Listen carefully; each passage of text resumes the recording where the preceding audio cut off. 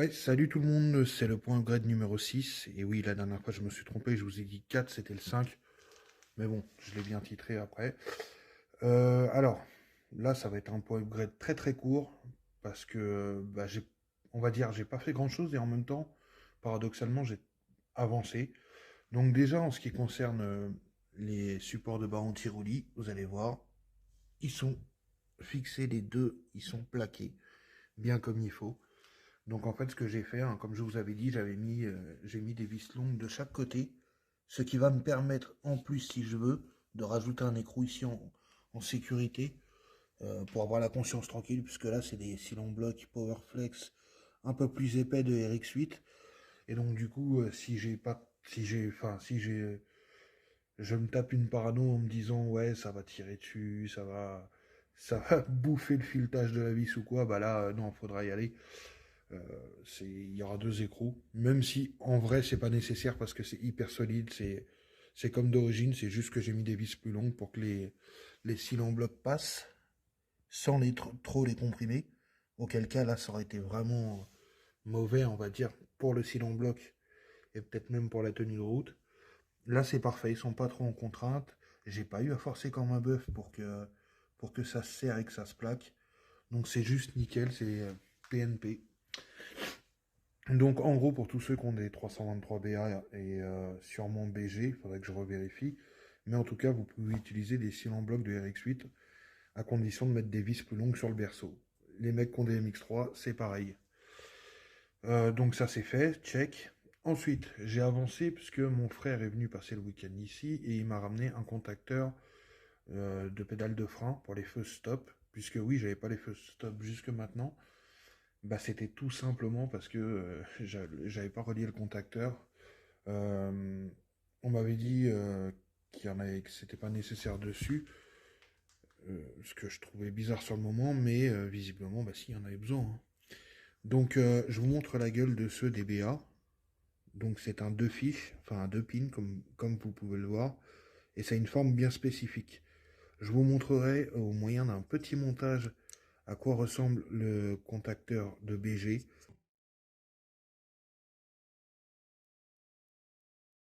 C'est bien un deux pins, mais la prise est différente. Donc comme je vous ai dit dans la vidéo précédente, j'aurais pu adapter. Mais là, il m'a ramené un contacteur. Alors il se fixe pas de la même façon. Si vous voulez, en haut de la pédale de frein, vous avez une sorte de forme, on va dire, de vis papillon là. En fait, ça fait un rectangle avec un rond au milieu. Vous allez venir enquiller, voilà, comme ça, en horizontal, votre contacteur, de BA, hein, je parle, et faire un quart de tour.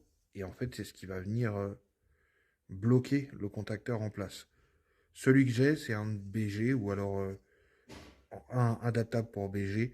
Et tout le long, ici, c'est un pas de vis. Ça, c'est pratique parce que ça permet de régler aussi la tolérance, enfin, du moins la distance avant de rentrer en contact avec la pédale. Donc, c'est bien. Donc, bah, j'ai mis l'autre et tout. Ça marche. Je vous demanderai de me croire sur parole. Je peux pas vous montrer puisque bah, je suis tout seul, comme d'hab. Là, mon frère a dû repartir en région parisienne. Donc, bah, je vous montrerai dans une prochaine vidéo quand je serai avec quelqu'un. Donc, voilà, les deux principaux trucs. Après, il m'a ramené une durée de silicone, une Redox comme j'ai en noir, comme j'ai en haut sur le radiateur de la voiture. Sauf que c'est une durée de droite. Et même si on peut s'arranger d'habitude quand il y a des angles un peu doux, là, ça fait une sorte de S tout biscornu sur la durite du bas. Et si je mettais la durite qui m'a ramené, malheureusement, elle serait pincée de partout. Donc il va falloir que je me procure une durite de silicone d'eau. Certainement peut-être même deux, avec des formes de S, pour bricoler quelque chose, pour pouvoir mettre la sonde de température d'eau du dashboard. Donc voilà, donc en gros, j'ai pas avancé des masses, mais j'ai avancé sur des trucs pratiques. Déjà, j'ai récupéré, grâce au contacteur, des feux arrière. Mes cylindres en bloc, c'est monté. Je dois recevoir dans la semaine mes durites de frein aviation pour l'arrière. Bah de toute façon pour ce train, hein, clairement. Et je dois recevoir un peu plus tard mes vis qui vont aller avec les disques de frein. J'ai commandé 4 vis. Et puis je dois recevoir... Ah oui, euh, petite nouvelle aussi. Donc je vous avais expliqué, on va pas refaire un point là-dessus, le problème des supports d'étrier. Bah là, j'en ai recommandé un pour tester, puisque je trouve personne pour m'en prêter. Et c'est un support d'étrier de Astina, enfin qui est compatible avec 121, 323BG, 323BA, tout ça. Donc il y a très forte chance que ce soit plug and play avec mes étriers, what, qui sont là, donc de Astina V6.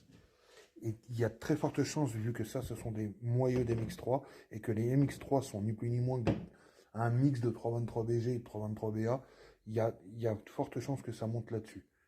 Donc en fait, moi, le jackpot, ça serait que ici, ça se monte sur... attends, que je dise pas de conneries, voilà. Qu'ici, ça se monte sur ma fusée d'MX3 V6, et que ici, ça aille sur Astina V6. Suite au prochain épisode, quand je l'aurai reçu, je suis passé par LP24 sur eBay, je crois, ou je sais plus comment il s'appelle, ou ATP.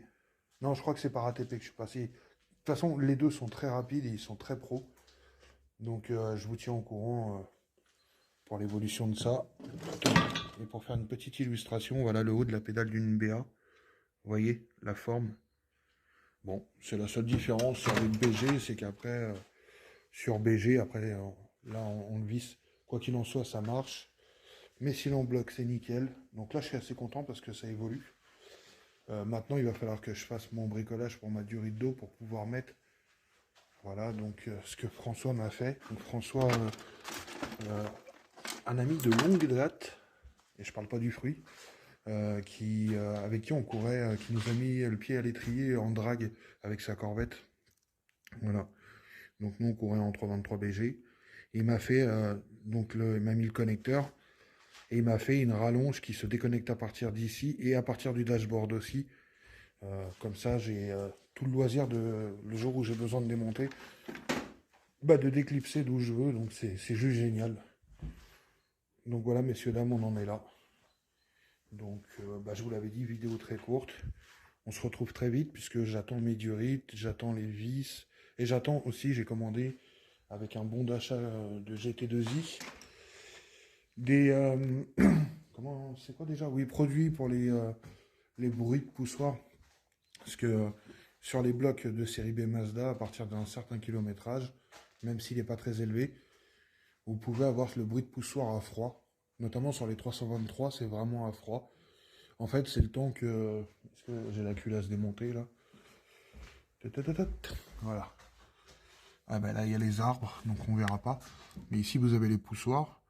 Et dans les conduits de poussoir, vous avez l'huile qui a tendance à sécher. Forcément, hein, quand le bloc tourne pas. Enfin, à s'obstruer.